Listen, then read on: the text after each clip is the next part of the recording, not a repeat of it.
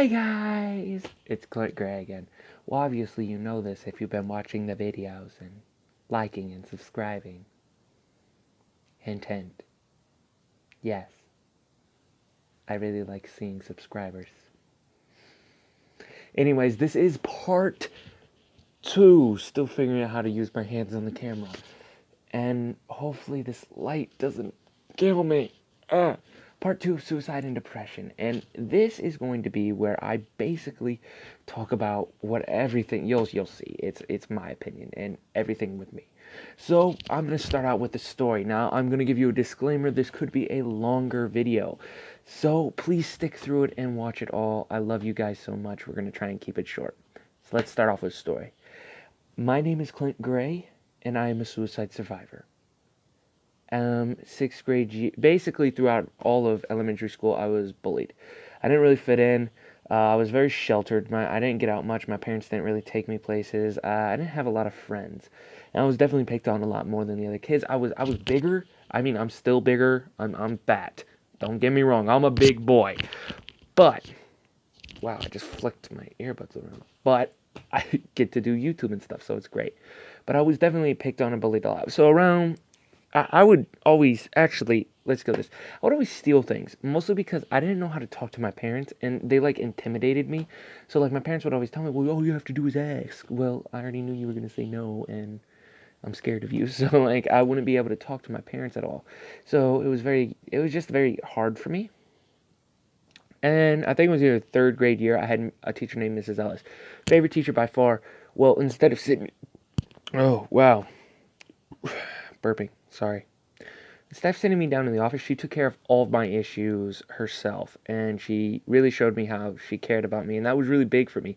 Because up to this point, the school had basically attacked me. And it was just not it was just a bad thing. And then for,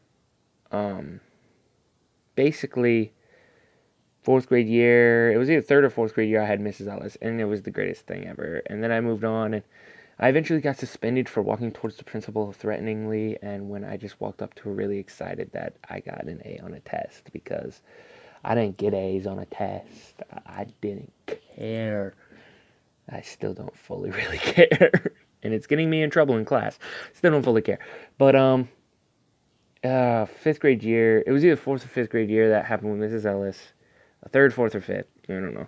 And it got a little bit better 4th or... I don't know. Well, 5th grade year, it got quite a bit better. I got to talk to a crush, and it was hilarious. She still doesn't know I was crushing. I don't even know why I crushed her. I feel like I crushed her because she talked to me. that was the thing. And then it was discovering how much I could talk and make people laugh and do these funny things. But, then 6th grade year rolls around. And I'd felt loneliness up to that point, but I thought it was over. I thought that I was fitting in, and I ended up basically just not. I would sit alone in the morning in the commons, completely alone. There would be some mornings where I'd have my hood up like this, just like this, and I'd cry. And it was not good. I was very depressed. I think it was more than just depressed. It was just, I hated myself for what I was. And I didn't have any friends. I actually was very, very depressed. And just, I felt like I was the monster. I was definitely picked on even more 6th grade year. I was basically attacked. It was not good. Nobody liked me. Everybody basically hated me. And then since I was so sheltered, I didn't know about things about the world at all. It was bad. Oh, there's my finger. That's horrible. Just gonna try and pop my wrist. Oh. Anyways. Basically, it was just bad. I ended up saying some things because I was so sheltered that I didn't know what it means. I get suspended. I got suspended a ton in elementary school, but it was bad. And then I ended up getting framed. I still think I was framed, and I was basically done this, and I was pretty sure I was going to get the crap beat out of me by somebody, and it was scary to me. And then it finally, that's when I really started thinking I was a monster and I was horrible. And I still struggle with that today. I still struggle with the idea that I'm not a monster. But let's get back to the story because we're trying to make this not 20 minutes. Basically, it started getting worse and worse. I was getting picked on all the time, and nobody really wanted to talk to me. When people, still to this day, but basically back then, when anybody would say, hey, I always dreaded when the teacher was like, hey, let's partner up, because that meant I was going to do all the work. I was just going to be alone, because that was never going to happen at all. Nobody really liked me, and I didn't really know anybody, but it ended up getting worse and worse and worse. And I got worse and worse and worse. And I started falling down these things. Now, I never cut myself. I never hurt myself like that, because I never, even in my darkest times, I never thought that would give me any fulfillment. I would rip myself to shreds instead. I'd tell myself I was a monster, that I was unfit, that I would never be loved, that I would never be cared for.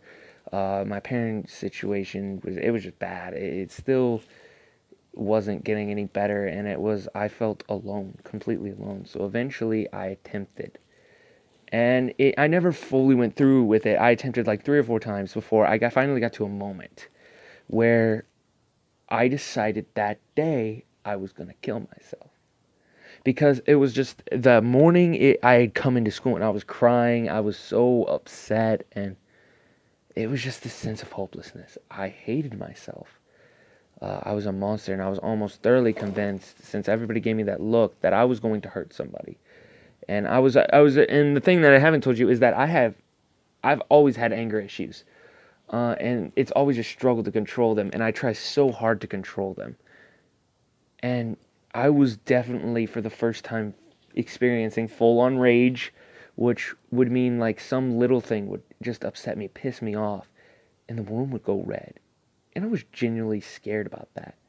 I didn't know what was going on.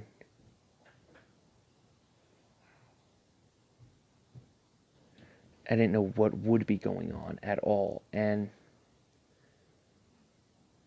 that was scary. That was very scary for me. Definitely as a person. It was very scary, and I didn't really know what was happening, and to some point it just kept getting worse. And basically I got to the point where I decided I was going to do it. I committed that day. And then this is where my story kind of gets really Christian-y and actually very strange. But that day, it felt like somebody grabbed me by the back of the neck and just said, it was God. And he didn't say stop. He didn't tell me not to do it. He didn't command me. All he said was, he grabbed me by the back of the neck, pulled me back, and said, just give me a second. Just wait. Don't do it yet. You can do whatever you want, but give me a little bit. Just give me some time. Give me a day. Just give me a little bit of time. Just stop for a second. He didn't say stop. He said just hold on. Not yet. Just give me his time. And then I had a friend. I forget what his last name is, but his name was Logan. And he came up to me and he's like, "Hey Clint, how you doing?" And I'm like, "Well, I'm not doing good." And then he talked to me and he's like, "Hey, you know what? Do you go to a small group? Do you go to a church?" And I'm like, "No, I don't really believe, and I don't really care." Because at this point, I was atheist. I was atheist up to this point. That's what I did. And he invited me to a small group. And that meant the world to me. And it really made me realize that I had something. And that just stopped me. And it basically stopped me from going through with it after that point. So, it was great. It was great. And I'm so much better now. I have not attempted in a long time. I'm actually considered a suicide survivor, and I have not even thought about it in a long time.